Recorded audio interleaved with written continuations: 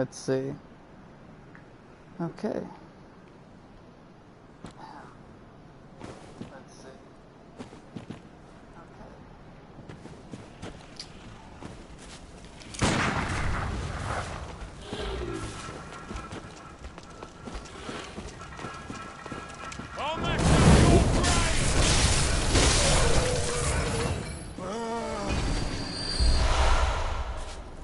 Oh no, why'd I sit down? Oh, come on. There we go.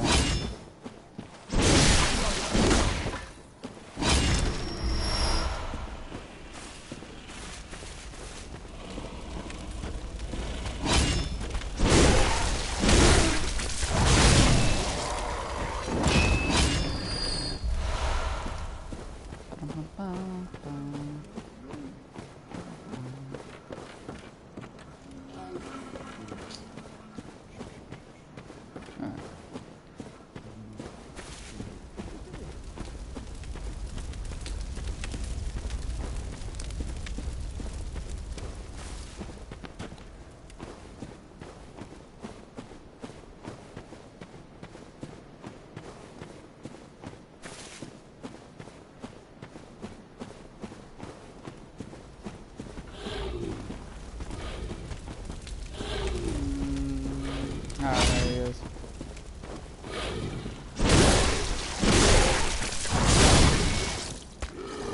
So, for those who possibly are watching, or eventually will watch, because I'll post this on YouTube, is I'm playing Bloodborne over again. I'm live streaming it. I'm in fact actually writing a short philosophy essay on Bloodborne in my free time, talking about how,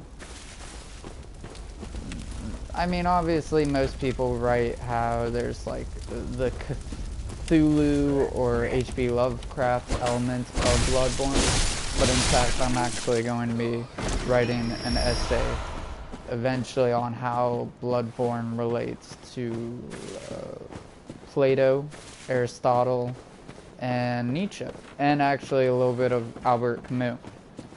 And so I'm going to be writing an essay on how there is some sort of interpretation you can make from, let's say, Aristotle's Poetics, where Aristotle talks about how to make a good tragedy, and there is very much that essence within Bloodborne, that cathartic essence which Aristotle talks about. In fact, actually, to mention briefly,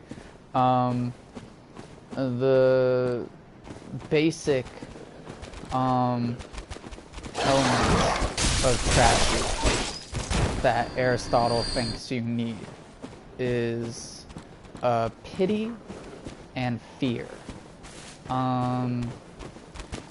In Bloodborne, as you can obviously tell, there is a strong fear element to it. Because, you know, there's all these monsters that come at you from, you know, everywhere. Yeah. So there's a strong fear element within the game.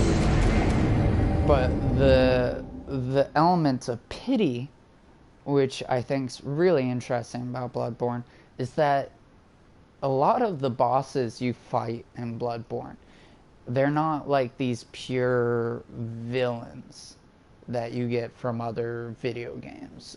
In fact, one of the bosses that I really love is the wet nurse of Murgo's wet nurse. And I remember fighting that boss for the first time and just feeling really sad about fighting this wet nurse, because, you know, essentially the wet nurse is protecting the baby, and that's what any other wet nurse would do. Any good wet nurse, I think, would do, or any decent human being would do, is, you know, protect a baby from you, the player, this, you know, pretty much hunter and killer. Ouch. And so it definitely has that Aristotle element, which I definitely will bring up in my essay. But yeah, so the other element that I'll bring up in the essay that I think relates to Bloodborne is a bit of Play-Doh. So God, I hate the dogs in Bloodborne. But one of the things that I think is almost related to Play-Doh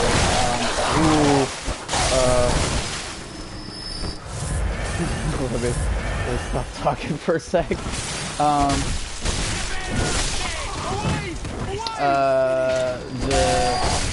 The Socratic dialectic,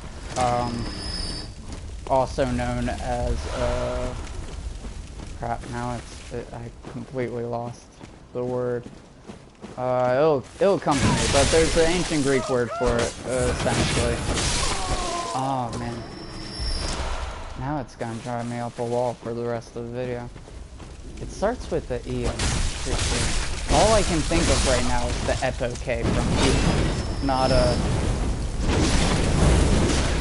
Plato's dialectic. Watch, I'll have to Google it or something while playing this. But yeah.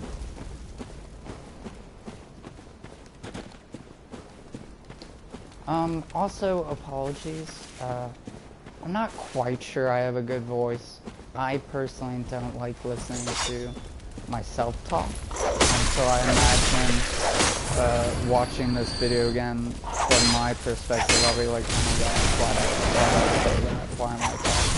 I have a very mild, you can probably tell.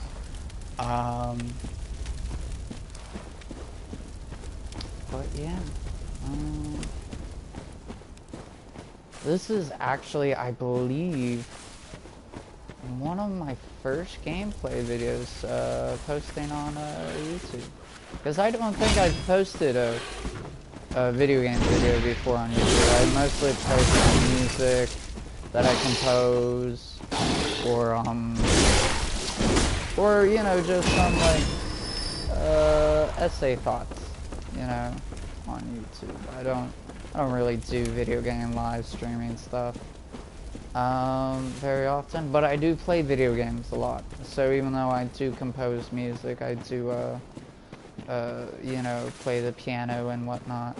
I do enjoy a good video game, especially when I come off of work, you know, after a long shift. All I want to do is sit on my comfy couch and play some video games.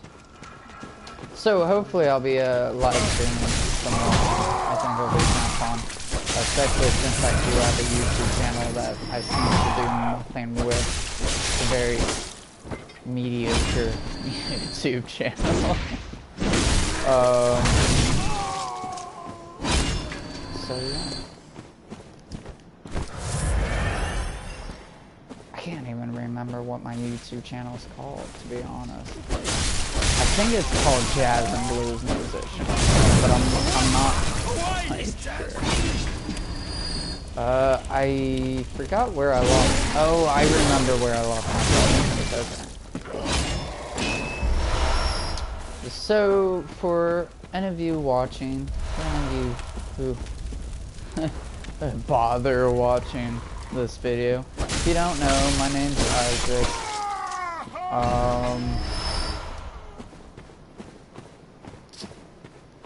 Don't know what to say.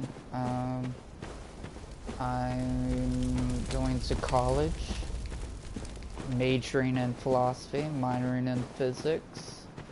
I am, you know, I'm autistic. That's an interesting characteristic about myself. Besides playing music, I compose. You know, I fiddle on the keyboard, as it were.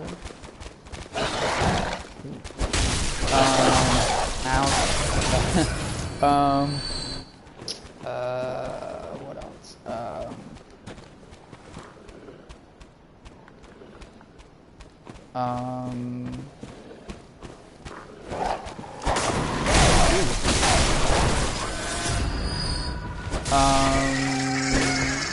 I also work a lot of hours. I'm a lead sales associate at Alcohol Beverage Control, also known as ABC. And so in a nutshell, I work at a liquor store as a sort of, not a complete assistant manager, but essentially I'm the assistant manager and the assistant manager. Oh, come on, I died at, oh my gosh, I swear to God.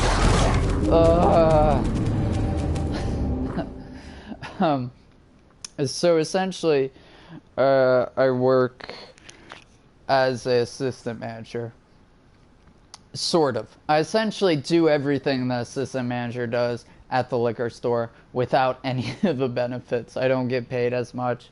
I don't get paid vacation. I don't get health benefits, you know.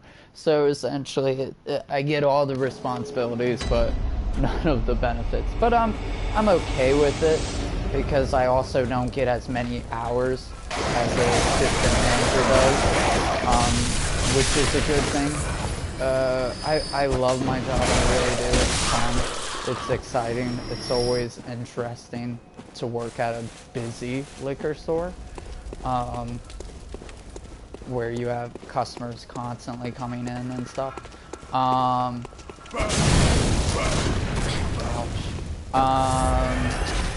But, you know, I just want some sort of time for myself, so I can do it full time, to be honest. Especially with school and whatnot. So yeah, I think currently I'm the only one watching this video presently, and this far into the live stream, but you know, it's whatever, you know. Like I said, this is my first live stream, and I don't think many people go to my YouTube channel or Facebook, so, you know, it is whatever. I'm really, you can jump down there. I've been jumping down there to get around those guys, but it's probably to sneak around them, not to attack them. So I'm just gonna lure him out, I think, from here, and just shoot this guy so he wakes up. Come on. Come on. Oh my gosh. Oh.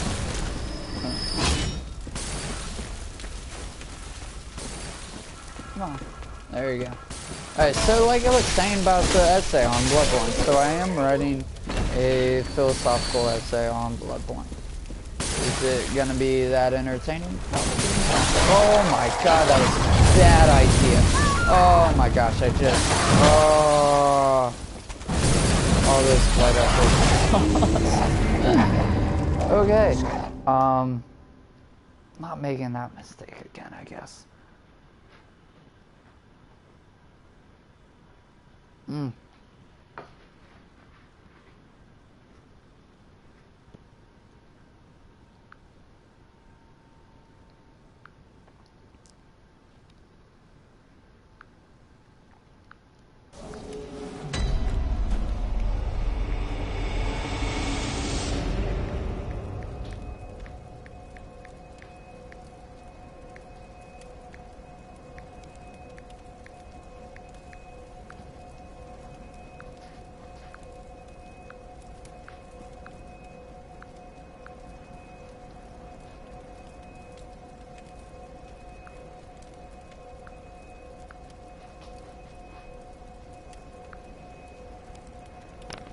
So, yeah.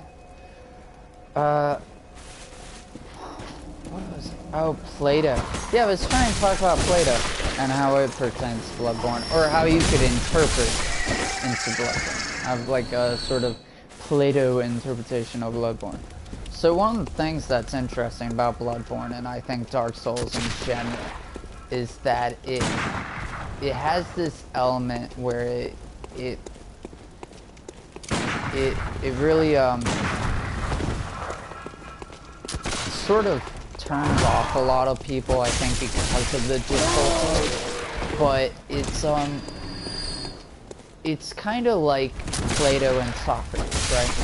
So if you've read Plato's dialogues, and a lot of Plato's dialogues, Socrates has these conversations with, you know, other people in Athens, you know, Greece. Sometimes he's actually not in Athens, but you know, most of the time he's in Athens. And he's talking with you know, other, you know, people in Athens, and usually they bring up philosophical conversations, and most of the time it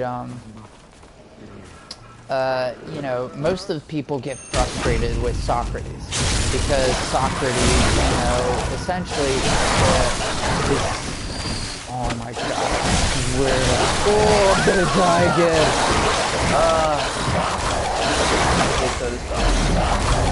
I've never hated dogs in my life until I played this game. I say this as this cute puppy sits next to me. I have this cute, adorable dog next to me. Her name's Jillian. She's a Chinese Chin, and she's adorable.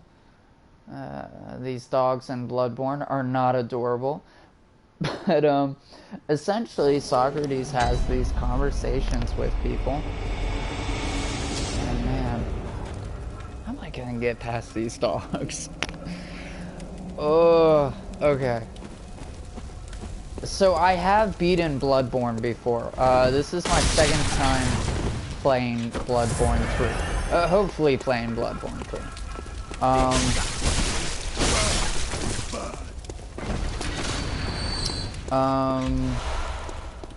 Oh my gosh, why does that happen?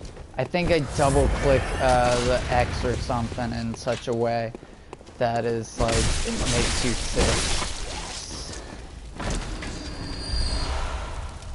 But like I was saying, this is my second time playing Bloodborne 3.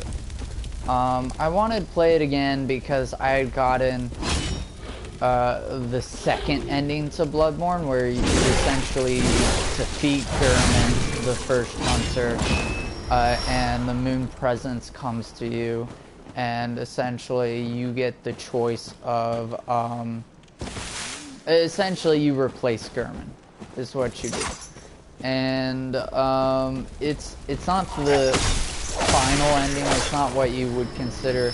I don't consider it the best ending. The best ending is where you get the secret final boss, which is the moon presence.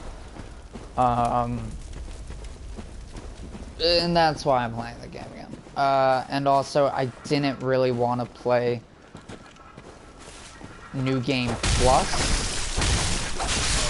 and try and get it. I don't know why. I don't know. I just wanted to create a completely new character. So I did. You know what? Let's try this weapon. Maybe it's the weapon. There we go. Oop. Oop. There we go. Okay, we've solved the dog problem. Ouch. Now we just have the oil thrower guys. Okay. Sneak up on this guy.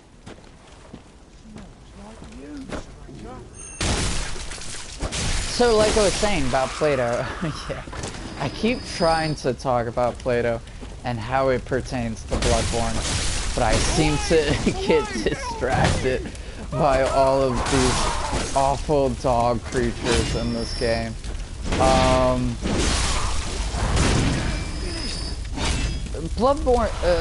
Bloodborne and Plato is a hard connection to make the easier connection is obviously Aristotle, and the fact that he had written a book on tragedies and comedies, and how to write good tragedies and comedies. And Aristotle's Poetics, which is his book on tragedies and comedies, is really good. If you do get a chance to read it, I suggest you do. It's one of my favorite books by Aristotle. It's a really interesting book too. I remember the translation and edition that I got, the commentary on it, as it were, was really fascinating to read.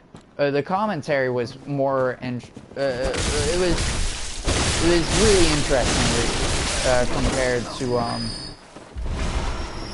the book itself. I mean, the book itself was good too, but the commentary was interesting because the editor would occasionally say that, you know, Aristotle would make this reference to a writer, and the commentary would be like, we have no idea who Aristotle is mentioning here. There is no historical reference whatsoever. And so it's just interesting because there is so much history just lost from ancient Greece that even now we're like, we have no idea who this poet is, but Aristotle is talking about. For example, I think there was same case with a lot of philosophers too. For example, a lot of the pre-Socratic philosophers, like Heraclitus, right? A lot of the information you get from Heraclitus is other later philosophers quoting him. So there's no actual works of Heraclitus himself. It's just like Aristotle quoting him, or other later ancient Greek philosophers quoting him. And so it is really interesting to see Aristotle make these references to things that historians just don't know about. And I got a text message apparently. Let's see. Oh, yeah.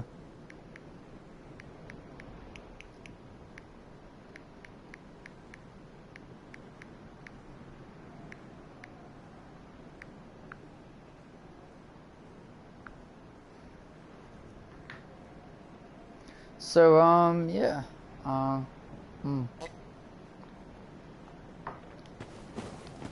But yeah, to get back to my job, my lovely job. So I work at a liquor store. It's quite an interesting experience. And so most of the time, like after a long shift, like today was long shift. I had I believe it was 9-hour shift, maybe a 8.5-hour shift. But anyways, after such a long shift, all I want to do is like just head on back home, sit on my couch, and play some video games. Just chill out. And so that was what gave me the idea of just live streaming. I'm just gonna shoot these guys, why not? No, I missed him. Okay, there we go. There we go. I'm dead. There we go. So, I work at a liquor store, and it is one of, I think, the most interesting jobs, to say the least. Because you really see every walk of life. I mean, at the liquor store. You see the rich, you see the poor, you see the sane, you see the crazy, you see the friendly, you see the not so friendly. So it is quite entertaining, to say the least. But yeah. So I'm trying to play Bloodborne for a second time. To get the final ending. Where? I swear there was a guy here. There's usually... Is he in here?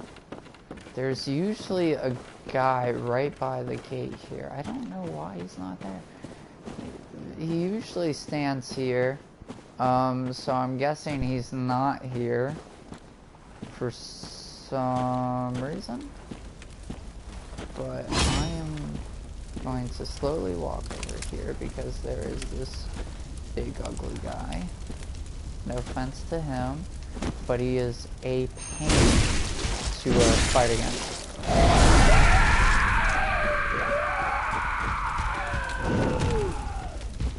Oh, yeah.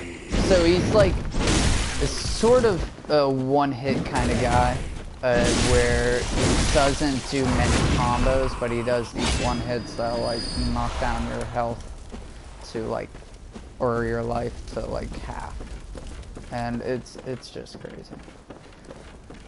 But yeah. So I got off work, just playing some games, chill. And I'm here with my cute, adorable animals. My cute puppy, Jillian, and my cat, Oppenheimer. And I named him after the physicist who invented the atomic bomb because I call him my little destroyer of worlds. Because he likes to knock everything off the shelves.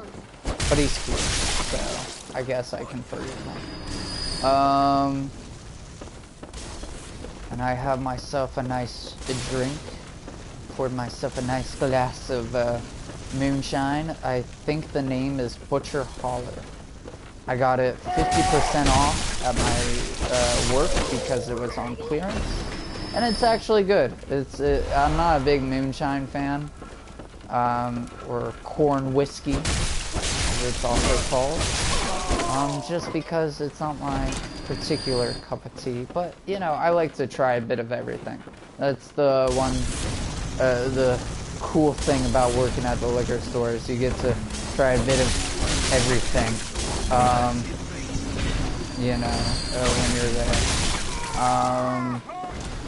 And it also helps with talking to customers when you work at the liquor store, if you try a little bit of just everything, because that way you can tell a customer like, hey, this is really good scotch, or a really good vodka, or etc. Oh, somebody's home.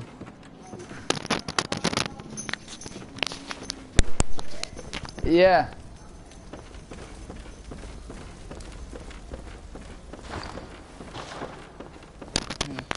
It's muted. Okay.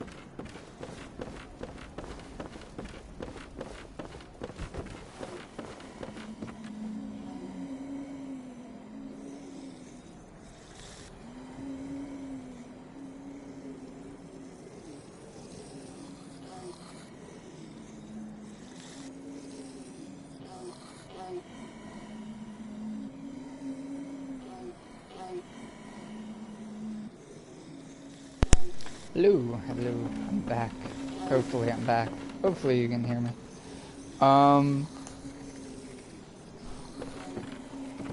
So, let's see.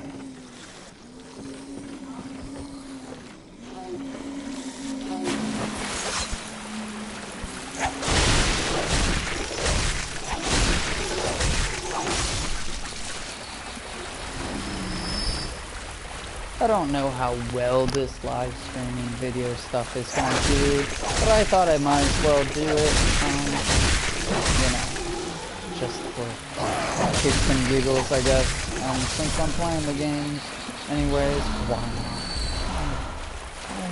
Why not make a video? But as I was saying earlier, I work at the liquor store, and I'm a class manager. Best of both worlds, I guess. I'm still going for, I'm finishing my undergrad right now, and then soon I'll start my graduate program. And so yeah. What's interesting though is one of my coworkers is a big Nietzsche fan. If you know Nietzsche, Nietzsche is one of those philosophers that's like almost become a pop icon at this point. But anyway, so he's a big Nietzsche fan, and so I've been chatting with him lately just about Nietzsche and philosophy in general. It's interesting though because he's never like formally like taken philosophy classes or logic classes, but he has at least read Nietzsche, and he's still reading, continuing to read Nietzsche. And so it is enjoyable to talk to him at work, especially when you're working all day, to have those sort of philosophical conversations like, hey, what does this mean? Or was, you know, this philosopher talking about when he says this? And it is really cool to just chat about that. God. I always hated this part when I actually hate the forest a lot when I played Bloodborne. I remember going through this for the first time and just hating it because it is like a labyrinth. You feel this sense of just being lost.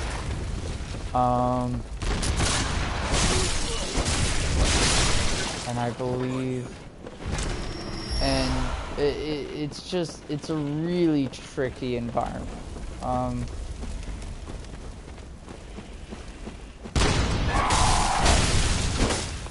As you can just tell from this right here.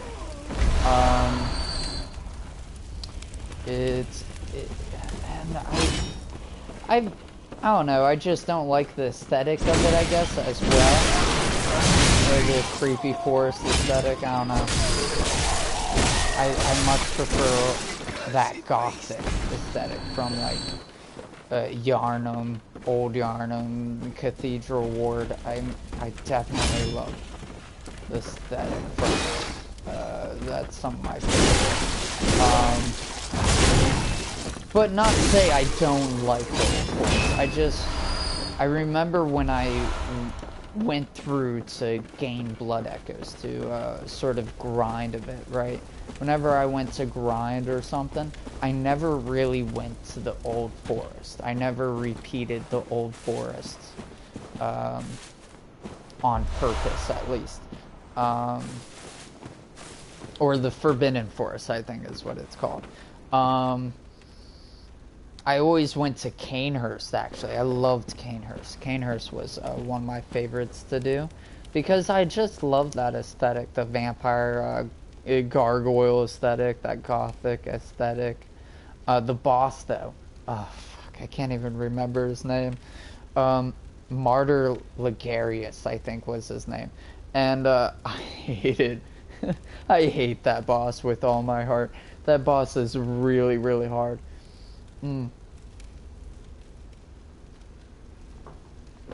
fact, I feel like Martyr Ligarius is one of the hardest bosses in the game. His moveset was just really, I don't know what it was, but there was something about Martyr Ligarius. That was just like, oh my god, just please stop. And unfortunately, my first playthrough, I had I had killed a lot of hunters, so I had killed just because like a lot of the NPCs that you could meet, I was like, I'll just kill them to get their items, right? So I had killed Arthur, the one hunter Arthur, the healing church hunter, or executioner Arthur. And unfortunately, if you do that, I think you lose them as the AI to sort of spawn in to help you. And so unfortunately that happened. So I was by myself when I defeated and fought Martyr Ligarius. And if I remember correctly, there should be an NPC over here. I don't like this NPC, as you can recall. If you played Bloodborne, you know this NPC is in fact a monster. He's not a good guy. Let's see. Let's talk to him. Whoa! Blimey, don't scare me like that. On a night like this, I took you for a monster. I'm not gonna send him Thank the to stars, you're fairly normal. Was it you who put down that Odin awful Chapel. beast? I'm gonna send him to I think I'd be Yusefka trembling, frozen if in I my boots. can. And then you came along. Well, if you're a hunter, then would you know of any safe havens? Yeah, Yusefka's clinic. Go there. I'll be. Thank you. It's about time I made a move. Oh, yeah, I can't very well stay out on my own. Oh, you're giving me hope. Terribly kind of you. Take this. It's all I can offer as thanks.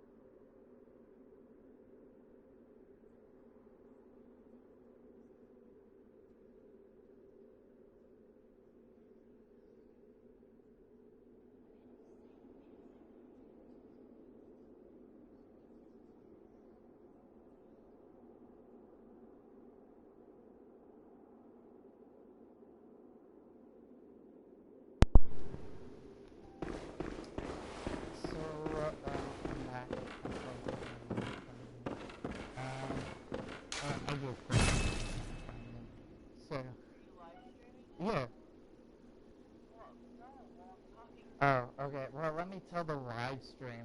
The many people watching the food. Hey, well, you don't know. She can go fucking viral overnight. It could. Okay. So, for those, I'm going silent.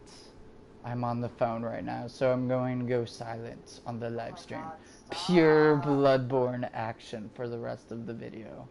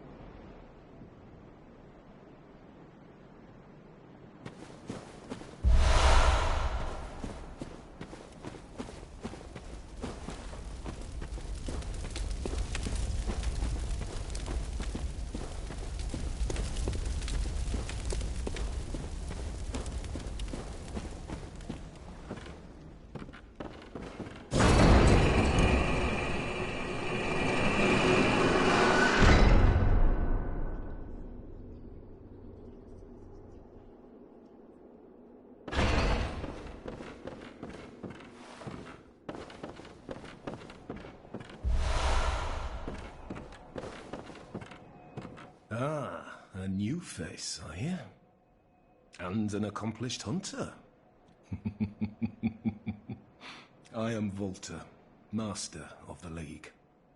Members of the League cleanse the streets of all the... like any half... Haven't you seen enough of these wretched beasts? Free sentence these fiends to death. What do you say? Yes, commit the stop. And not just hunt.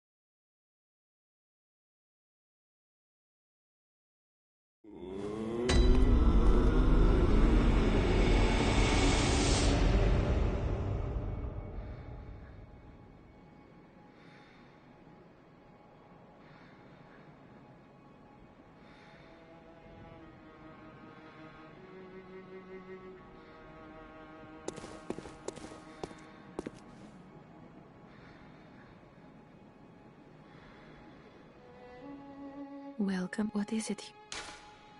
Very well. Let me stand close. Now shut your eyes.